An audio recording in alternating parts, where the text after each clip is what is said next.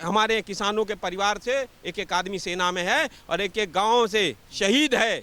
जाके पता करो, तिरंगे में लिपट कर अंबानी के घर से नहीं कोई आता है, तिरंगे में लिपट कर इस देश के किसान का बेटा आता है, जवान आता है। अब भारत में वर्तमान समय में इंटरनेशनल मार्केट में कच्चे तेल का 61 रुपया प्रति बैरल डॉलर रेट है, तब भारत में 100 रुपया पेट्रोल बिकेगा। और अंबानी की जो पेट्रोल पंप्स हैं, क्या उसको लाभ नहीं सरकार पहुंचा रही है? बीपीसीएल किसको बेचेगी? भारत पेट्रोलियम क्यों कर रही हुई निवेश? जो 25,000 करोड़ का प्रॉफिट 5 साल में दे चुका, उसको क्यों बेच रही है? किसको देने जा रही है? ये सवाल नहीं उठेगा। पाकिस्तानी मॉडल फार्मिंग क्या है किसी मालूम है? वहाँ सामंत हैं, 20 लोग हैं, गिन के 20, जिनके पास पूरे पाकिस्तान की ज़मीन है, और वहाँ किसान, मैक्सिमम किसान वहाँ बंधुआ मजदूर है। ये सरकार पाकिस्तानी मॉडल कृषि कराना चाहती है कि यहाँ अंबानी और अडानी नाम के सामंत पैदा करना चाहती है, जो देश के सारी संपत्ति पर, सारे किसानों की ज़मीन पर कब्जा कर लें और किसान वहाँ बंधुआ मजदूर बन जाए।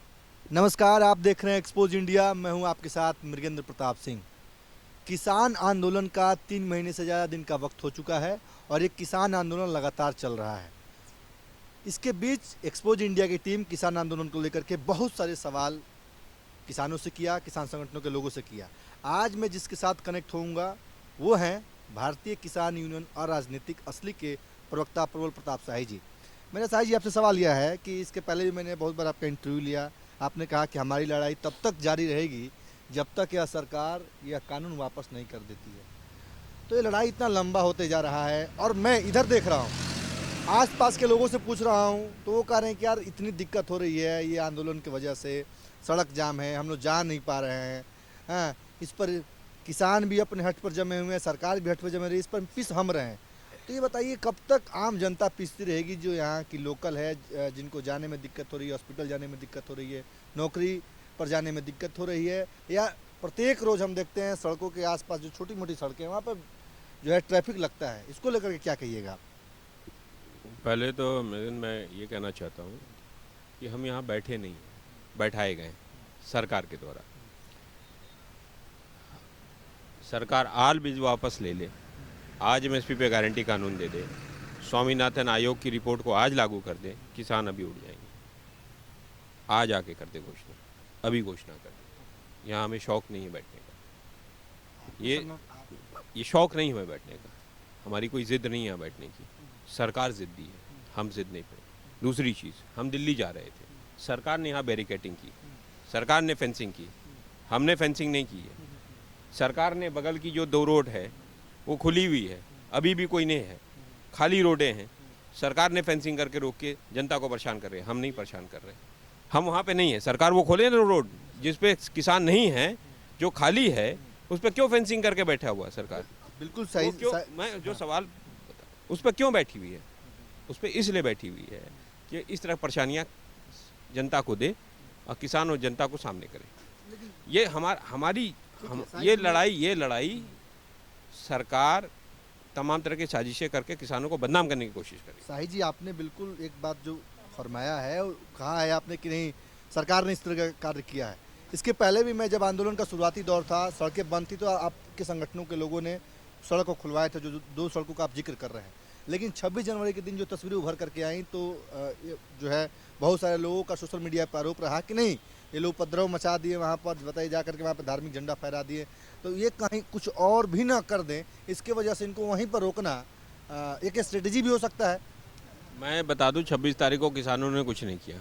जिसने किया वो दीप सिद्धू नाम का व्यक्ति था, वो भारतीय जनता पार्टी का एजेंट था, और उसकी तस्वीर प्रधानमंत्री नरेंद्र मोदी के साथ है, उसकी तस्वीर गृह मंत्री अमित शाह के साथ है, और उसकी तस्वीर सांसद सनी देओल के साथ है। क्या जिम्मेदारी जो संगठनों के लोगों ने, नहीं मैं इस पर सवाल करूंगा, पहले से सुन लीजिए, वहाँ पे उसको सरकार ने भेजकर, साजिशन भेजकर वो काम किया, किसानों ने नहीं किया, और वो पकड़ा गया है, और एक और उसका साथी भागा हुआ है। आज सरकार क्यों नहीं पकड़ पा रही है? पकड़े, उससे उस पर कार्रवाई करे। शाही जी, मैं इस पर एक सवाल करूंगा। दूसरी चीज़ है, देखो हम जो है 2 उसके बाद कार्यक्रम किया, चक्का जाम और रेल का चक्का जाम, क्यों नहीं कुछ हुआ? क्योंकि हमने पहले ही बोल दिया था, हमने पहले ही आगाह कर दिया था कि आरएसएस और बीजेपी के गुंडे ही कार्यक्रमों को डिस्टर्ब करते हैं, और हमारी निगाहबान थी। तो निगाहबान आपकी 26 जनवरी के दिन क्यों नहीं रहे? आपके संगठनों के लोगों को जिम्मेदारी क्यों नहीं लिया? उस दिन इन्होंने फंसाकर उनको तो पहले ले आके लाल किले पहुंचा कर उन्होंने कांड कर दिया था। हमारे किसान तो अभी पहुंच ही रहे थे, रास्ते को इस तरह तरीके से रूट कर दिया कि किसान को जिसको दिल्ली का रास्ता नहीं पता था वो उधर पहुंच गया। ITO तक लोग पहुंच गए थे। वो क्यों पहुंच गए? जब पता ही नहीं है रास्ता तो सरकार पुलिस रास्ता देती जा रही है तो किसान पहुंच गए। पहली इस पर एक और बात मैं कहना चाहूँगा, बहुत बार आपके संगठनों के लोग, चाहे जितनी भी संगठन इस आंदोलन को सपोर्ट दे रही है उनके लोग, मैं बयान को देखता हूँ, आप यूट्यूब की बात करें, फेसबुक की बात करें, सोशल नेटवर्किंग साइट पर, तो उस पर इस तरीके से वो लोग उद्वेलित होकर के बोलते हैं कि मोदी को देख लेंगे, अरे हम आ रहे हैं ना, देख लेंगे, ये कर देंगे, वो कर देंगे। तो आपको नहीं लगता है कि ये सारी चीज़ें भी जो है, किसने कहा कि अरे ताऊ जो है, हरिंदर ताऊ हैं, या इसके साथ बहुत सारे, किन की बात आप कर रहे हो? ये क्या इस किसान आंदोलन में ही लोग हैं। ये आपके बनाए हुए मीडिया सेंसेशन है, उनसे आप बात करो, उनको आप जानो, हम नहीं जानते। वो किसान उसको सुन करके बहुत सारे लोग तो प्रभावित हो सकते हैं ना। वो प्रभावित करने का काम आप कर रहे हो ना, हम थोड़ी कर रहे हैं। जिम्मेदार लोगों से बात करो, जिम्मेदारी की बात करो। मैं आपसे भी कहता हूँ कि जो स्टेटमेंट जिम्मेदारी के हो उनको दिखाओ ना। गैर जिम्मेदारी वाले और TRP बढ़ाने वाले स्टेटमेंट्स को क्यों लेते हो आप? वो जिम्मेदार लोग हैं क्या संगठन के अंदर? क्या वो SKM के हिस्सा हैं? वो यहाँ पर आंदोलन में है।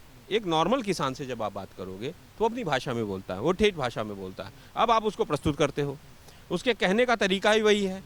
वो ठेठ भाषा में बोलेगा, देसी अंदाज में बोलेगा, तो उसकी भाषा ऐसी ही रहती है। अच्छा, एक बात और साई जी, देसी सुन लीजिए, इस देश के अंदर क्या है, देसी अंदाज में अगर कोई बात कह लेगा उसको आप दिखा दोगे। और कॉर्पोरेट कंपनियां लूट रही हैं टोल पे, एक भी सवाल नहीं उठ रहा है।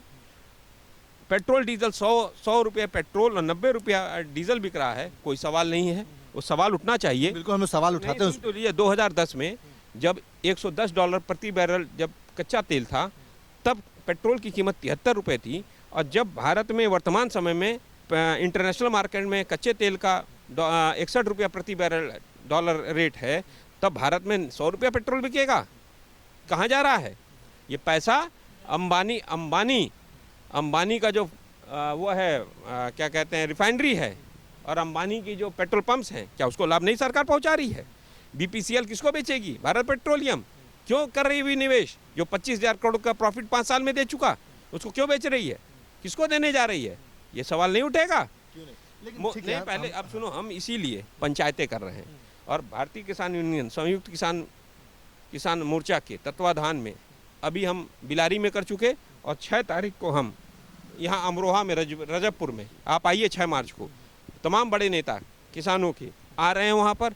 और हम वहाँ पर सरकार की जो साजिश है उसको बेनकाब करने जा रहे हैं कि सरकार कितना झूठ बोलती है। और प्रबल जी, एक बात, हमारी बात पूरी हम वहाँ पे बताएंगे। और मैं कहता हूँ, इस देश के प्रधानमंत्री संसद के अंदर खड़े होकर झूठ बोलते हैं, मंचों से खड़े होकर झूठ बोलते हैं। और मैं नोबेल प्राइज, जो नोबेल पुरस्कार देती है संस्था, मैं उससे आग्रह करूंगा, अनुमोदन कर रही है देश की जनता, कि अगर झूठ बोलने का कोई नोबेल पुरस्कार हो तो वो हमारे देश के प्रधानमंत्री नरेंद्र मोदी जी को दे दिया जाए। एक सवाल मैं आपसे भी कहना चाहूँगा कि मैं कैमरामैन से कहूँगा कि ये टेंट चाहे अगल बगल का चीज़ जरूर दिखाए। प्रबल जी, मैं इस आंदोलन में शुरुआती दौर से आता हूँ और देखता हूँ कि इस आंदोलन में काफ़ी संख्या थी, लेकिन इधर संख्या एकदम नदारद है। टेंटों में जाकर के देख रहा हूँ, मंच के पास जाकर के देख रहा हूँ, तो क्या लगता है कि आंदोलन कमज़ोर हो गया है? लोग दिखाई नहीं दे रहे, लोग कहाँ चले गए हैं? वो लोग कहाँ चले गए? लोग यहीं हैं, यहीं बैठे हुए हैं। कुछ, अरे कोई संख्या कम नहीं हुई। शादी ब्याह है, शादी ब्याह रिश्तेदारी है, तो वो शादी ब्याह करने गए हैं। कुछ खेतों में पानी देने गए हैं, कुछ हमारी पंचायतों में घूमने गए हैं। तो घूमेंगे ना, अभी उधर ना जा सके, उधर बैरिकेटिंग लगाए हो, दिल्ली हम जा नहीं सकते। किसान यहाँ बैठा हुआ है, तो कभी कभी किसान घूमे अपने रिश्तेदारों में चला जाता है। कुछ किसान यहाँ बैठे हुए हैं। एक देखो, एक परिवार का एक आदमी यहाँ बैठा, किसान से आप सरकार की बातों को मनवा दीजिएगा। मैं क्या कह रहा हूँ, कुछ किसान यहाँ बैठे हुए हैं, कुछ किसान घूम रहे हैं, कुछ किसान उधर घूम रहे हैं। एक एक पंचायत में 25,000, 50,000, 1 लाख, 1.5 लाख, 2 लाख, 5 लाख आ रही है ना भीड़ कहते हो ना जिसे, नरेंद्र तोमर आए देख ले। मेवात में 1.5 लाख, बिलारी में 25,000। अभी हम लोग और रैलियाँ करने जा रहे हैं। 10 लाख लोग कलकत्ता में थे कि नहीं थे? कल कौन थे वो? गांव के किसानी तो हैं। हर जगह सुनो, आप लोग भी चाहते हैं कि आंदोलन पॉलिटिकली मजबूत हो। आप, मैं कह रहा हूं कि हर जगह किसान इकट्ठे हो रहे हैं ना, हर जगह की पंचायतों में किसान आ रहे हैं ना, आ रहे हैं कि नहीं आ रहे हैं? हर जगह भीड़ बढ़ रही है ना, लोग बढ़ रहे हैं ना। और आज दूसरा पर्याय, झूठ का पर्याय जो हो गया है, पर्यायवाची शब्द हो गया मोदी। अगर कोई झूठ बोलता है ना घर में तो लोग कहते हैं मोदी हो गया है। जैसे राजा हरिश्चंद्र होते थे, सत्यवादी राजा हरिश्चंद्र, जो सच बोलता है सच्चा आदमी है तो राजा हरिश्चंद्र है। और आज के दिन में झूठा आदमी है तो नरेंद्र मोदी है। ये इस आंदोलन की जीत है कि उसने इस देश के प्रधानमंत्री को बेनकाब कर दिया है। इस देश के प्रधानमंत्री जो गलत बयानी कर रहे हैं, 300 कंपनियां सरकारी बेच रहे हैं। कौन है? पूर्ववर्ती सरकार, जो 70 सालों में इस देश ने पैदा किया है, जो बनाया है, जनता के टैक्स से, पैसों से बना है, जिसके मालिक हम हैं, हम और आप हैं, ये हैं वो हैं, उसको तुम बेच रहे हो अंबानी अडानी को। किस आधार पे बेचोगे? जो और सुनो, एक और मैं चर्चा बता रहा हूँ, ये राष्ट्रद्रोही देशद्रोही कहते हैं। जो इस देश का रेल बेचेगा वो देशद्रोही है मेरे हिसाब से। जो इस देश का भारतीय पेट्रोलियम बेचे, भारत पेट्रोलियम बेचेगा वो राष्ट्रद्रोही है। जो नौजवानों को रोजगार नहीं देगा वो राष्ट्रद्रोही है। जो किसानों की जमीन छीनेगा वो राष्ट्रद्रोही है। जो किसानों को उपज का दाम नहीं देगा वो राष्ट्रद्रोही है। जो किसानों को एमएसपी नहीं देगा वो राष्ट्रद्रोही है।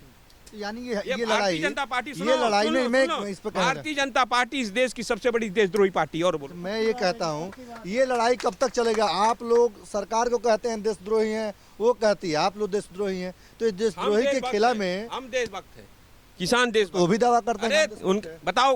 बताओ नरेंद्र मोदी के परिवार से कौन सेना में है? बताओ के परिवार से, बताओ अंबानी के परिवार से कौन सेना में है? प्रबल जी, इस पर मैं कहना अडानी के परिवार से कौन सेना में है? प्रबल जी, मैं एक बात कहना बोल रहा हूँ। और हमारे किसानों के परिवार से एक एक आदमी सेना में है और एक एक गाँव से शहीद है। जाके पता करो, तिरंगे में लिपट कर अंबानी के घर से नहीं कोई आता है। तिरंगे में लिपट कर इस देश के किसान का बेटा आता है, जवान आता है। प्रबल जी, आपने बिल्कुल सही फरमाया। मैं मानता हूं कि हमारे देश के असल में कोई रक्षक है तो हमारे सैनिक हैं, और सैनिकों का अलग सम्मान है। लेकिन क्या इससे आप निर्धारित करेंगे किसी के घर से सैनिक, किसी घर का व्यक्ति अगर सैनिक में है तो वही सबसे बड़ा देशभक्त है? किसी के घर का व्यक्ति अगर सैनिक सेना में नहीं है वो देशभक्त नहीं है? मैं क्या कह रहा हूँ, आपका तो मतलब यही था कि उनके घर का नहीं है। किसने चर्चा चलाई? आपने ही चलाई, हमने बोला, नहीं कहा ना, हमने बोला। किसने चर्चा चलाई? इस देश का प्रधानमंत्री की पार्टी के लोगों ने चर्चा चलाई। क्या चला?